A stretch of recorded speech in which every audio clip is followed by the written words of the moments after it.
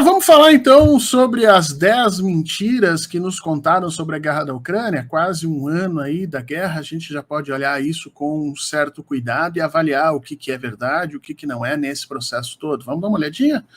Então, olha aqui, mentira número 1. A guerra é entre Rússia e Ucrânia. Não, gente, não é entre Rússia e Ucrânia, ficou muito claro hoje.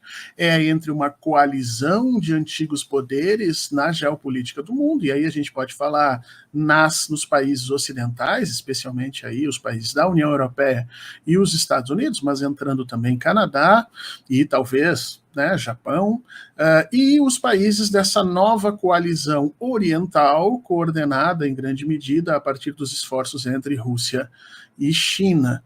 Então, apesar da China não estar nesse processo, claramente a guerra é entre eles.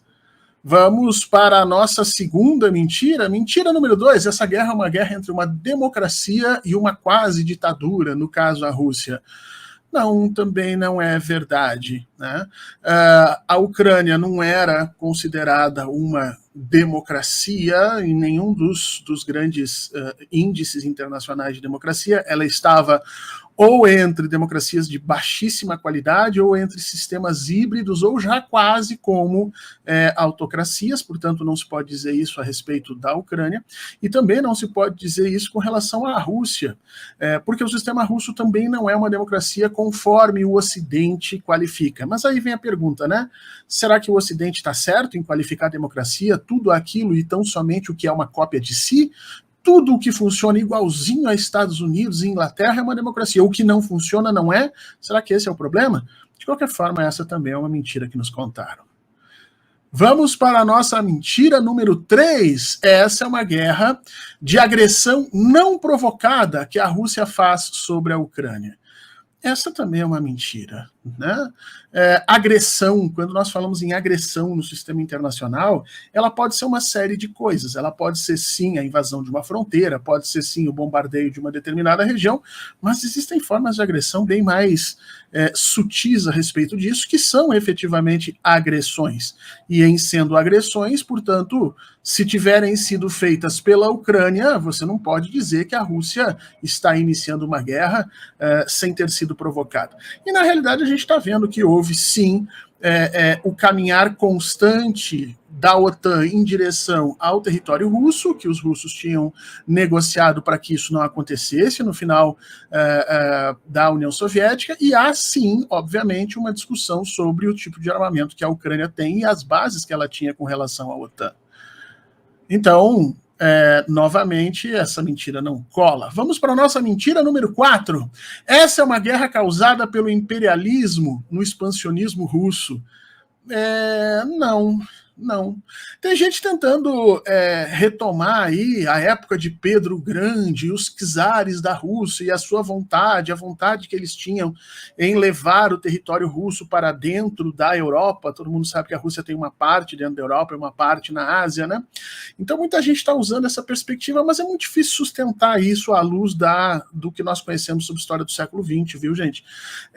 A Rússia e mesmo a União Soviética, no seu ápice, elas lutaram guerras, especialmente com os seus exércitos, de forma direta apenas na sua fronteira. Se você for olhar, a primeira vez que os exércitos russos saíram de próximo da sua fronteira, na região limítrofe, que era inclusive a Europa Oriental, foi agora para ajudar na questão da Síria. Antes não existe esse imperialismo, isso aqui é uma forçação de barra bem grande, viu? Então, não é assim que a gente lê essa guerra. A mentira número 5. Esta é uma guerra em que o nacionalismo russo quer acabar com o nacionalismo ucraniano.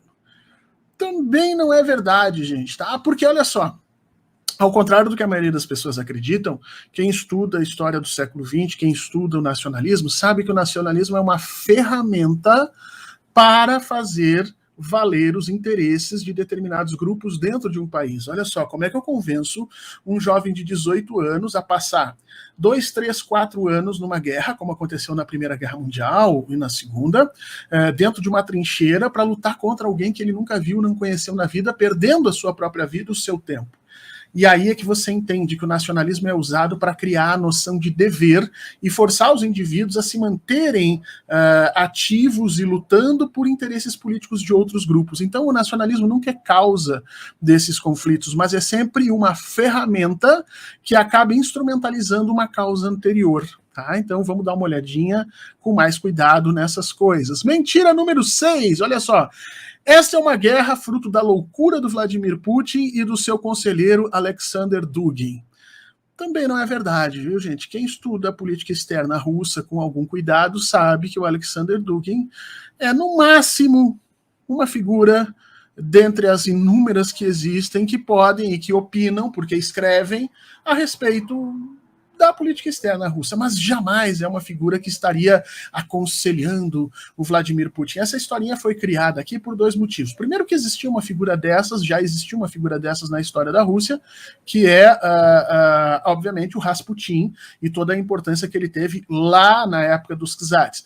E segundo, porque se tentou criar uma ideia de que o Dugin, o Olavo de Carvalho e mais algumas outras criaturas seriam novos pensadores da esquerda que estariam da direita e que estariam conectados, imaginando uma grande ação internacional. O Putin pensa de outra forma, tem suas próprias formas de informação e, obviamente, que essa não é uma verdade sobre a guerra. Vamos ver a mentira número 7. Não há nenhuma verdade em dizer que o governo da Ucrânia tem laços com o neonazismo, e isso não pode ser usado como causa da guerra. Vamos lembrar que o Vladimir Putin declarou que um dos motivos dele estar invadindo a Ucrânia, obviamente, é para proteger a sociedade russa desse neonazismo que estava acontecendo, ou que acontece na região da Ucrânia.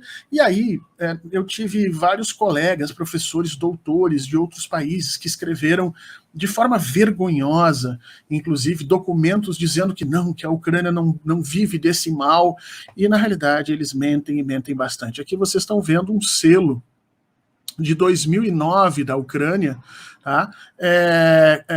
Homenageando o Stepan Bandeira, que é um nazista conhecido e uma figura que é responsável por alguns dos maiores massacres de judeus na região. E não é só isso. Esse neonazismo hoje é parte integrante da sociedade ucraniana, não só movimenta o próprio nacionalismo ucraniano e dá força a esse processo de resistência, como os próprios migrantes da guerra, os ucranianos que estão saindo e indo para o restante da Europa, estão sendo negados a eles, porque quando eles são recebidos por outras famílias, essas famílias têm relatado em todas as redes essa questão neonazista introjetado nessas figuras. Portanto, não dá para dizer que isso não existia. Mentira número 8, olha só. Quem invade é responsável pela guerra, logo a Rússia é quem leva toda a culpa.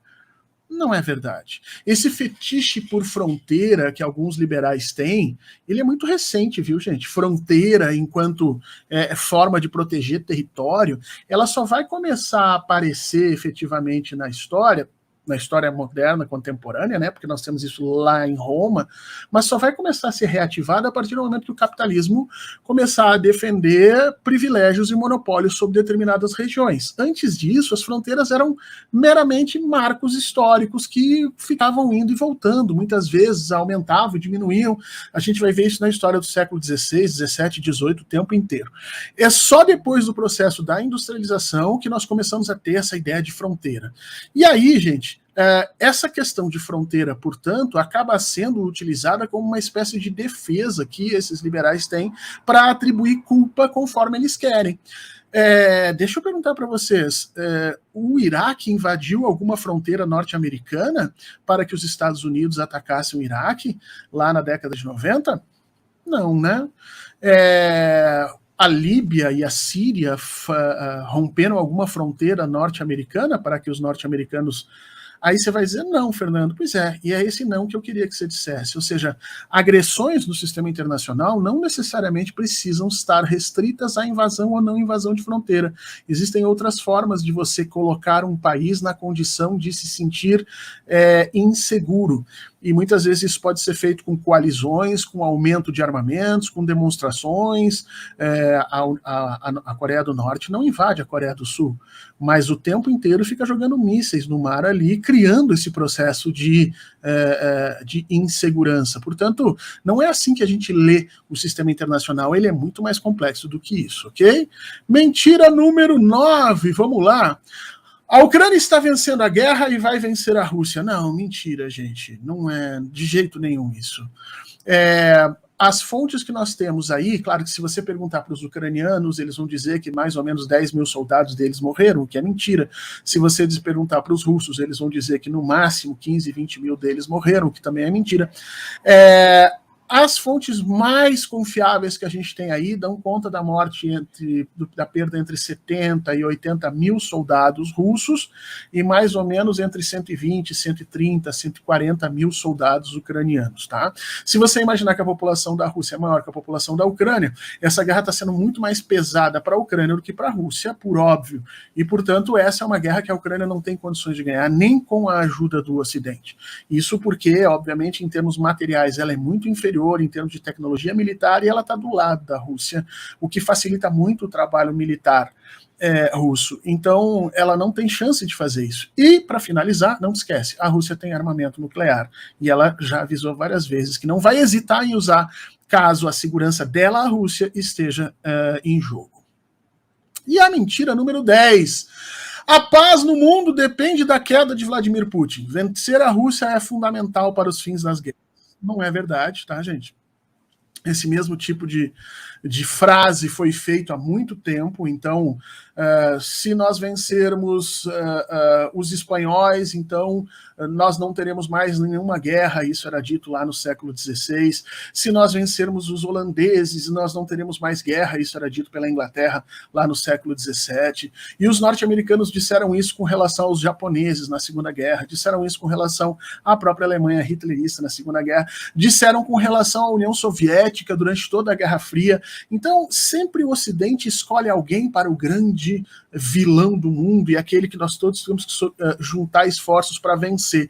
E não é assim que a gente tem que olhar essa questão. A queda do Vladimir Putin está muito longe de acontecer, não está nem prevista, nem na vista aí do pessoal que faz esse tipo de análise. Vencer a Rússia militarmente seria, em grande medida, colocar o mundo num risco muito grande, porque potências nucleares nós evitamos confrontar, foi assim que a Guerra Fria o tempo inteiro foi pensada, né?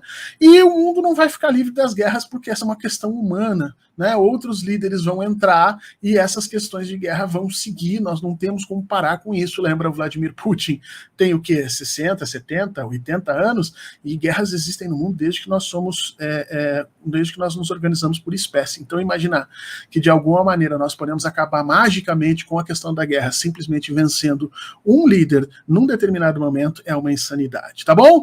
Grande abraço, deixa um like no conteúdo e a gente se vê mais adiante.